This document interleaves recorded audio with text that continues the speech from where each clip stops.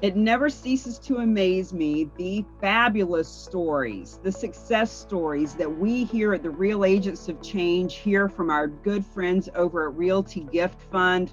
We are the real estate team. We are the charitable real estate division that your nonprofit or your real estate company can come to when you have a donation, especially even those that are a little hairy and scary. Bruce, what's our story about today?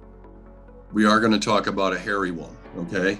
And it should be said, by the way, you've often said that the average donation, which comes from IRS statistics, by the way, that the average residential donation is about $550,000. The average commercial property donation is about $900,000. Okay, we like to use the residential number because it's just, something people understand a little bit easier. But at Realty Gift Fund, one of the ways that we have made a mark with all of our nonprofit friends is we are willing to look at the large deals and we're willing to look at the small deals because it's important to sometimes just give a check for $25,000 to a nonprofit for whom that amount of money makes a lot of difference.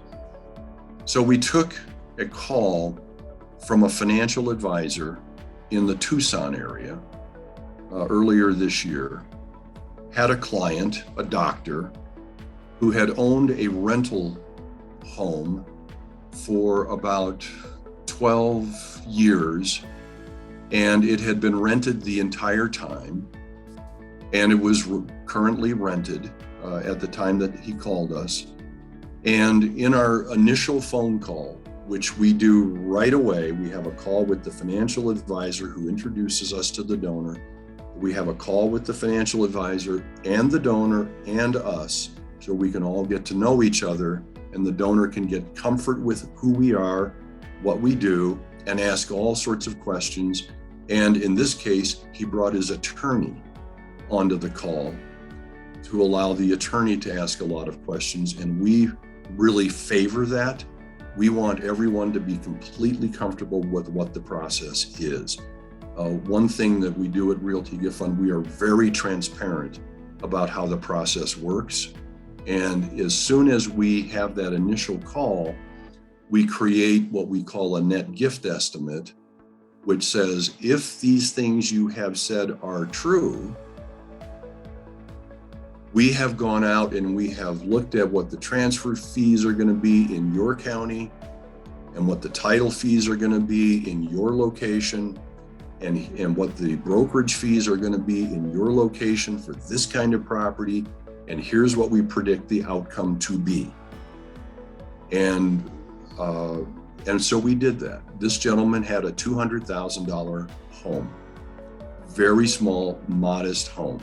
And a lot of larger nonprofits would never deal with a $200,000 property. Their minimum is much, much higher than that.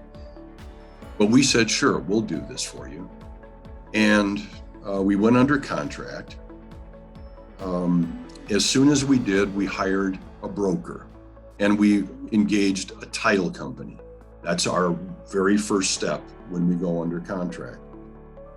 The broker was having difficulty getting access to the property to help us really dig deep as to what kind of property is this? What does it look like? Is it truly a $200,000 property? And what is the condition of the property? Sometimes people are right. Yes, this is a $200,000 property, but only if you fix the kitchen or repair the roof. Lots of people sort of glance over these little details that we have to know perfectly when we go through the process. Because it was a rented property, there was a property manager. And it turned out that the reason our broker couldn't get access to the property was the property manager was hiding the key. And we couldn't figure out why. We've never had that problem with the property manager. Finally, we got in. And this was a 900 square foot home, and 11 people were living in the home. Wow. There were 5 people living in one room. The back windows had all been boarded up, broken and boarded up. And there was an auxiliary building on the property that had been built clearly with no permit. So all of a sudden we thought, wow, we don't know if this is 200,000, but what we do know is that this is a strange property. How are we going to sell this to somebody who's going to move into the house? How are we going to sell this to somebody who is going to remove 11 people from the house in order to rent it to a single couple, or, something that seems a more appropriate, right? Or how are you even going to show the property? How are you going to show the that property? Many people, and who would want to look at it under those circumstances? How are you going to show the property? These are all the things that haunt nonprofits. When we first started Realty Gift Fund, we went out on a 2.5-year mission before we did to find out why nonprofits weren't accepting gifts of real estate. And the common comment that we got from these nonprofits was, we took a gift of real estate once and we will never do it again. Mm-hmm. And this is why. They ended up with properties like this. But we put our heads down and we considered what to do. And we had the option of perhaps trying to evict 11 people from the house, fix the property up, which would have meant going to the county and getting a permit and revealing all of the unpermitted things that had been built on the property. And it became clear to us that that was not the right path to take. And then it became clear to us this was not a $200,000 property. So we called our donor, and we revealed to him what we thought he probably already knew about the property. And what became true, he didn't know a thing about this property. He had owned it for 12 years and had never been there. He had left it to his property manager to take care of these things. And the property manager was the one who was involved in this process the whole time without revealing any of the secrets to his client. So we have this heart-to-heart with our donor. And along the way, we had received an offer, unsolicited, without the effort of our broker. Someone just walked into the house, probably referred to or allowed access by the property manager. And he said, look, I'll write you a check for $145,000. I'll close in 10 days, and just take and it'll be all cash. Just take my check. I'll buy this property. I do this kind of work. So by this time, we really are in control of this house, not our donor.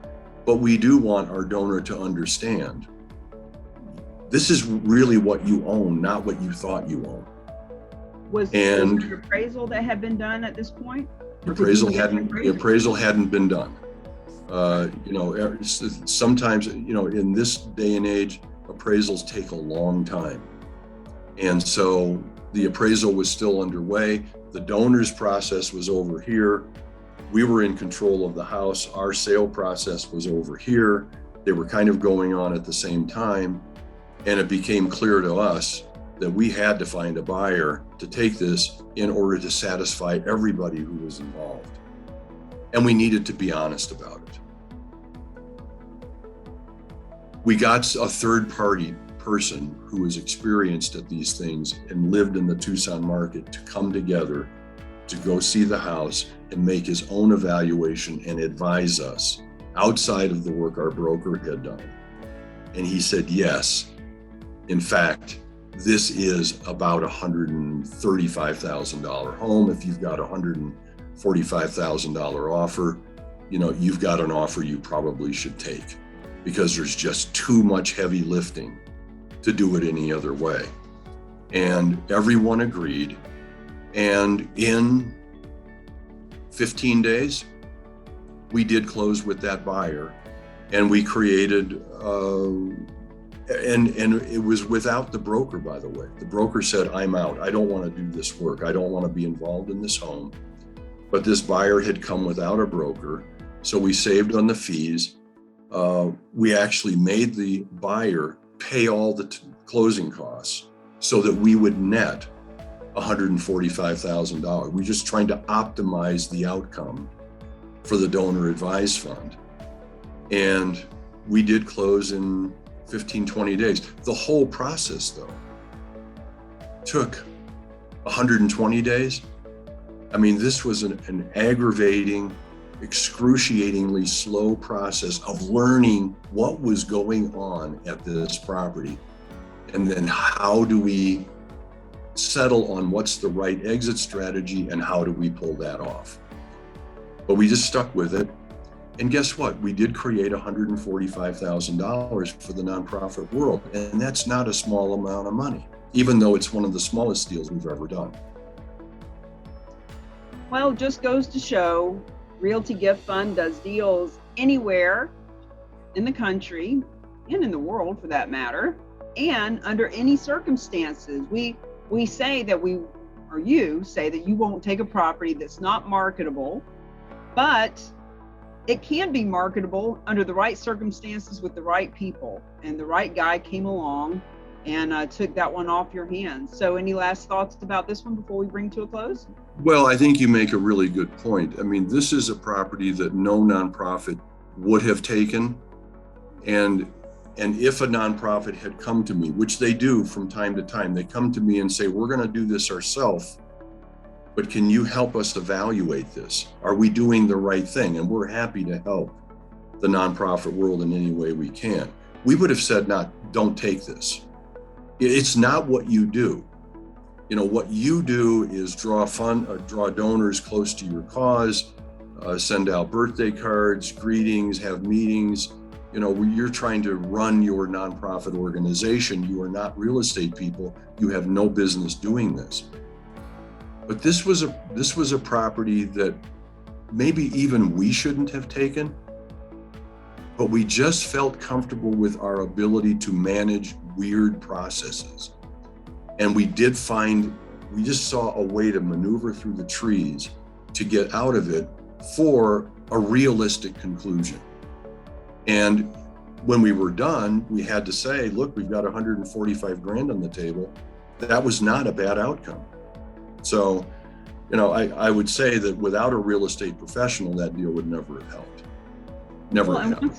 Once again, friends, you're hearing about $145,000 that went into a donor advised fund, which is the favorite nonprofit of financial advisors from the perspective of that is a fund that they can manage and that they can earn fees on, and that the reason it's created is so that the donor can advise funds out of that fund to nonprofits as they see fit for years and years to come.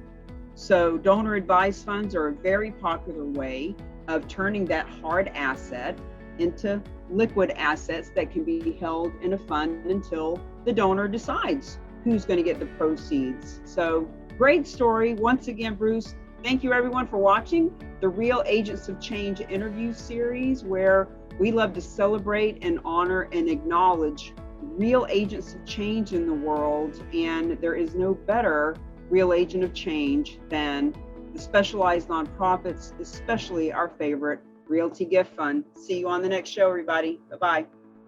Thanks, Cammie.